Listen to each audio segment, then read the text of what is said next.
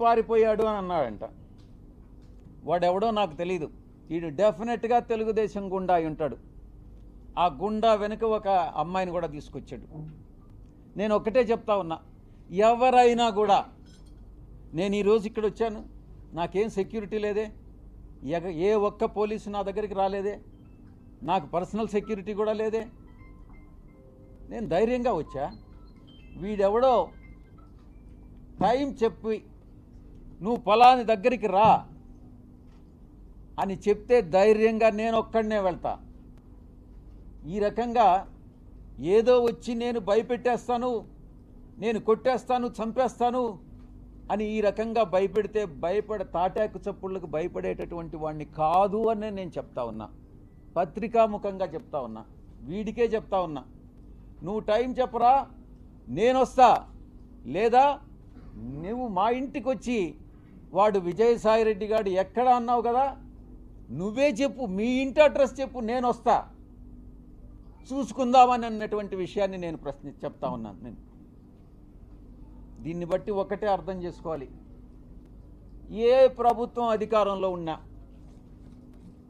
ఏ కూటమి అధికారంలో ఉన్నా, మేము ప్రతిపక్షంలో ఉన్నా, భయపడే ప్రసక్తి లేదు. మళ్ళీ తిరిగి వైఎస్ఆర్ కాంగ్రెస్ పార్టీ 5 సంవత్సరాల కాలంలో మళ్ళీ అధికారంలోకి వస్తుంది. మధ్యంతర ఎన్నికలుగానే వస్తే మళ్ళీ కూడా అధికారంలోకి వస్తుంది.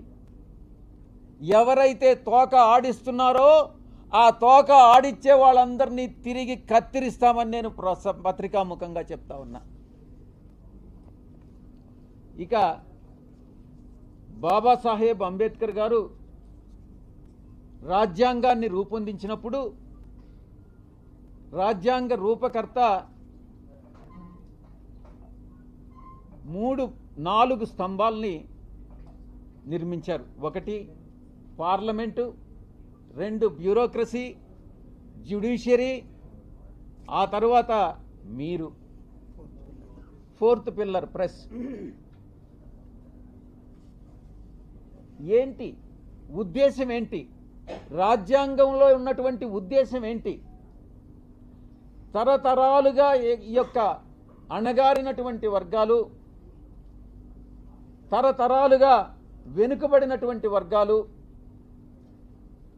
అది మనునీతి ధర్మం ప్రకారం కుల వృత్తుల వల్ల కావచ్చు, మరి ఏ ఇతర రీత్యా కావచ్చు, ఈ యొక్క అణగారినటువంటి వర్గాలన్నింటినీ కూడా పైకి తీసుకురావాలన్నటువంటి ఉద్దేశంతో రాజ్యాంగంలో ఈ యొక్క 4 స్తంభాలని నిర్మించి చట్టానికి లోబడి మీరు పని చేయండి అని చెప్పినటువంటి మహానుభావుడు బాబాసాహెబ్ అంబేద్కర్ గారు.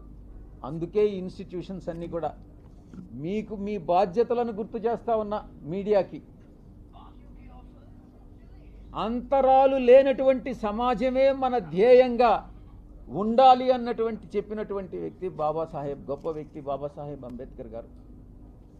ఇక అణగదొక్కబడినటువంటి కులాలని ఒక షెడ్యూల్డ్ కులాలుగా పెట్టి, ఒక షెడ్యూల్లో పెట్టి వాళ్ళకి రిజర్వేషన్స్ పాటించమనని, ఆ బాధ్యతని గుర్తు చేయడానికి